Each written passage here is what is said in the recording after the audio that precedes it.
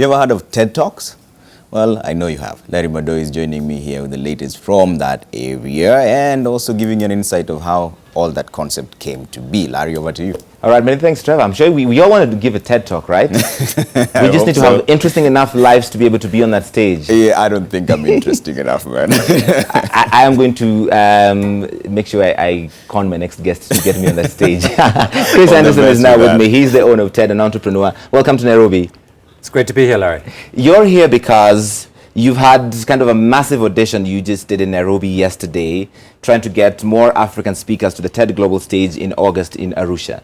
Yes. How did that go? It was thrilling. It was amazing. 20 speakers and performers were there. I mean, it's such a variety, you know, from artists, photographers, a woman talking about her epilepsy and how she had overcome it. Right. And there was an amazing Kenyan farmer who'd driven in like 8 hours to be here, who talked about how with he'd helped a community there turn arid land into this beautiful, productive land through the power of knowledge. He had this great line saying, you know, here's the secret to farming. You know, we have to plant seeds of knowledge in our brains. And it was an amazing talk. It's incredible because TED Talks obviously are very well known around the world, and you have a kind of an outlandish tagline, ideas worth spreading. Yes. In the massive wasteland of the internet, is there a place for positive ideas or challenging thoughts that people are genuinely interested in? Well, that's the theory, and it's amazing how it's worked out. You know, 11 years ago, TED was it was an annual conference in California. That was it. And 10 years ago, we started just as an experiment putting these talks out on the internet, and we were amazed that people actually wanted to watch a talk online. And so since then, TED has turned into this attempt just to share any talks that we can find anywhere in the world as freely to anyone. All right. Well, I want to show people who are not familiar with this, maybe some of those highlights from some TED Talks coming up in a moment. But who gets to make it on the TED stage? Well, it could be anyone. I actually think almost everyone has, because of their specific life experience, has an idea or a way of thinking or a piece of work that more people should know about. And so I actually think we're entering an age where more and more people should learn to speak and learn to share what they do. We look for someone who's done interesting work in any field. You don't have to be a great inventor or scientist. You could be an ordinary human with a powerful story to tell that others can learn from. All right, these are some of those highlights I was talking about.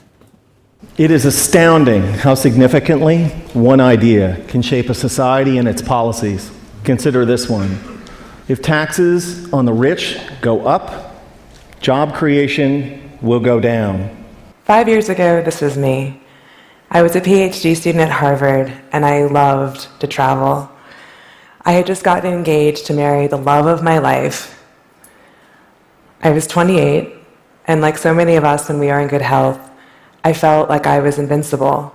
The day I got laid off from my job at Martha Stewart, I was relieved.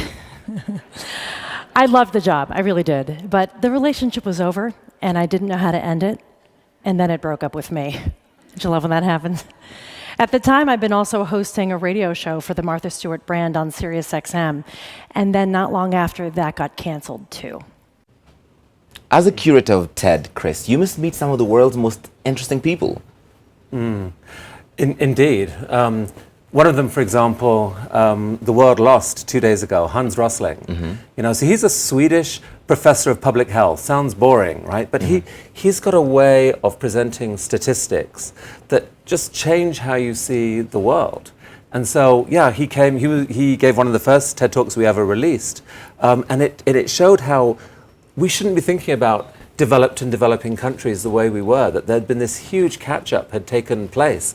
And in just 40 seconds of an animated graphic, he changed so many people's minds. Right. So when you find someone like that, it is so exciting to be able to share their knowledge. And TEDGlobal is in Arusha in August. Yes. What is the difference between TEDGlobal and the conference that happens in Canada and in the US? Right. So there's one annual event that happens in Vancouver every year. Right.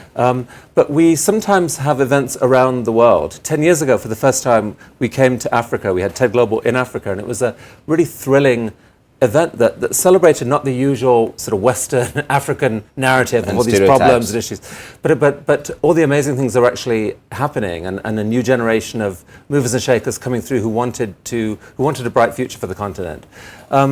So 10 years on, we're going to continue that story and look for people who are building something great, people who are fearless to tell the truth about something that's going wrong, people who can be catalytic, and especially to find the ideas, and there are so many of them in Africa that the rest of the world wants to know about. I mean, there's so much innovation happening here. I think there's so much chance for Africa to leapfrog things that have gone wrong in the West and to then take that knowledge back.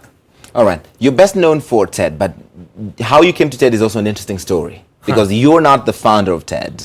Correct. No, I came to a conference in the late 90s and I fell in love with it. I mean, I was a media entrepreneur. I published magazines back in the day when that was a good thing, before the internet. When people read magazines. I still sometimes read magazines. But anyway, I fell in love with it. And because it was bringing so many different areas of knowledge together, it was cross-disciplinary, right? And so I had a chance a few years later to buy it. And I made it into a non-profit instead of a business. And somehow since then, literally thousands of people around the world have helped to advance TED's mission. We have volunteers in every country. Here in Kenya, there are hundreds of people who are involved in some way in a TEDx event somehow, or in sharing TEDideas, or they're a TED fellow. And it's just been amazing to see how many people around the world really want to help spread ideas. So these TEDx events are independently organized TED events. Correct. And they get a free license. They have a rule book, and they have a lot of tools and ideas. Here's how to do a great event. But then it's over to them. They choose the theme, they book the speakers, they invite the audience, they book the sponsors, and it's really remarkable seeing how great some of these events turn out to be. And I've seen one that happened in a Kenyan prison, which was remarkable. Some of the most powerful TEDx events have happened inside jails in many parts of the world. And I had a prisoner once write to me and said, "This was the best day of my life. Not just my life in jail. The best My day life of my life overall." That meant a lot to me. That was amazing. Excellent. In that time that you've been doing this, and this is maybe an unfair question, what have you learned about people generally? Because that's what you do. You kind of tap into the brains of different people. I think I've learned that everyone wants to become their better self. There's many things going on, and we're very complicated.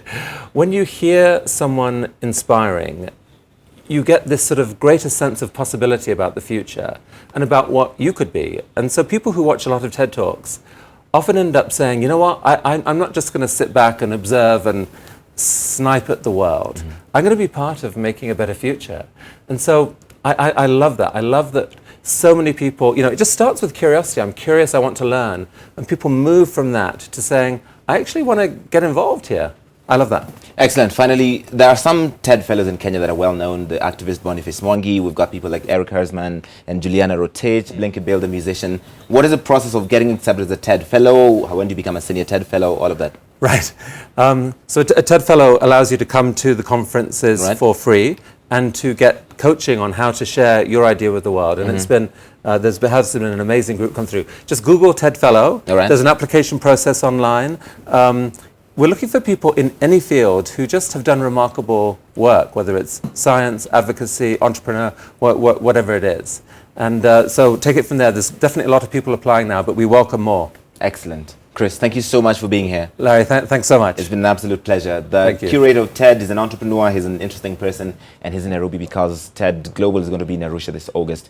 And Trevor, that's just about it. Larry, one of my best TED Talks was by the late Komla Dumor, BBC Africa 2013, and he finished by saying the narrative will always glorify the hunter until the lion itself learns to write. Until the lion learns to write, which is brilliant. I think one of my favorite, I think it was maybe a TEDx event, was Chimamanda Ngozi Adichie. That was awesome as well. It is from that TEDx talk that Beyonce sampled a bit of her speech where she talks about we teach girls to aspire to marriage, but we don't teach boys to aspire to marriage, and all of that. Of course, obviously, I'm a big fan of Chimamanda's. I think you just won yourself an invite, right, Chris? We'll talk to Chris after that and see. All right, Trevor, back to you. All right, thank you.